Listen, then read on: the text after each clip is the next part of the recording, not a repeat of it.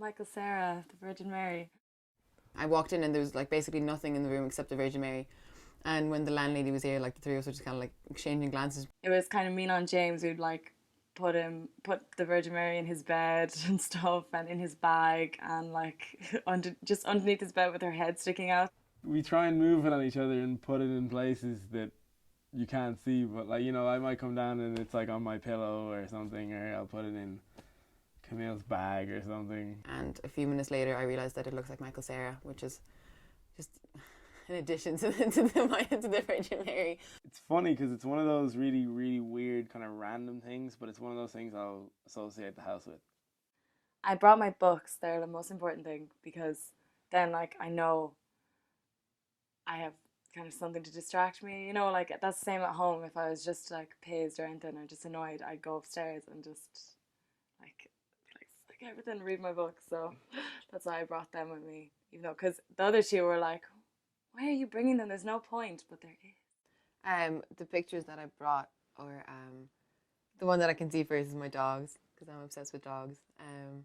And I have a few of my cousins, because they're like, I'd say like they're my sisters basically. They're the closest family I have. Yeah, I have a few like posters of animals and stuff, and loads of band posters. But the photos are mostly, I'd say, my family and dogs.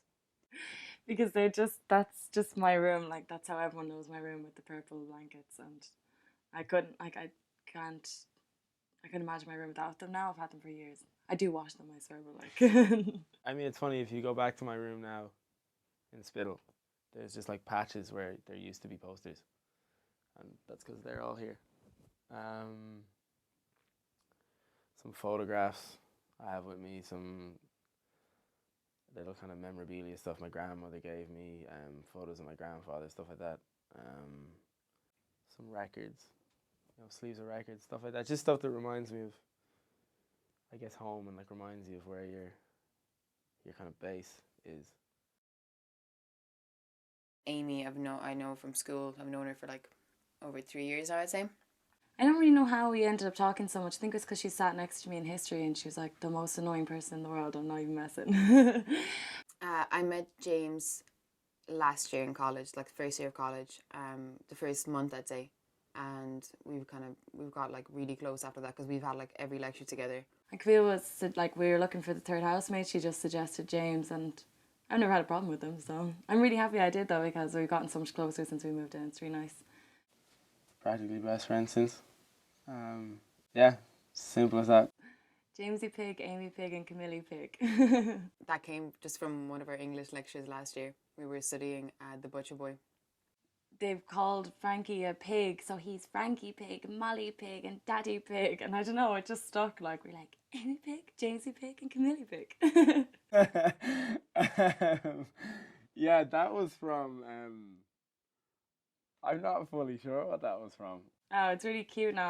I call James JP all the time. To call him James was really weird for me. I left them a note. I looked at the weather forecast today and it said that it was gonna be snowing, and our house is already so cold that I said AP and JP, which is Amy Pig and Jamesy Pig. If they predicted snow, we're all gonna die. It was lovely knowing you, EXO.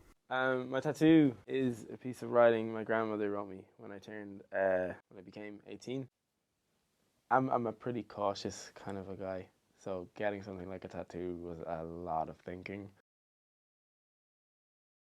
She was like, you know, go out, you know, live your life, you know, have your experiences, you know, don't kind of forget us in that sense, but at the same time, don't remember us at the expense of you not having your own life.